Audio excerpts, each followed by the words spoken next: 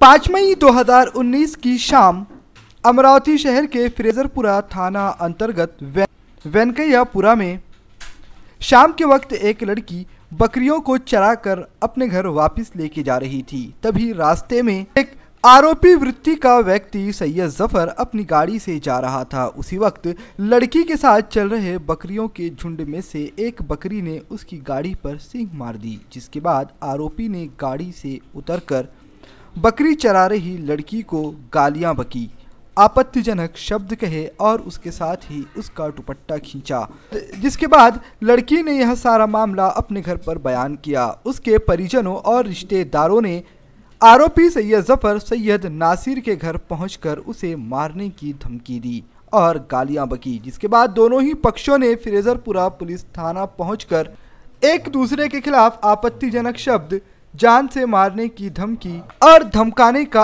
आरोप लगाया है। काल दिनांक 5/6/2019 रोजी वेंकैयापुरा परिसरामध्ये एक मुलगी आपल्या शेळ्या बकऱ्या घरामध्ये बांधण्यासाठी घेऊन जात असताना त्यापैकी एका त्या बोकडाने एक सैयद नासिर नावाचा क्रिमिनल तिथून जात असताना त्याच्या गाडीला ठोस मारली।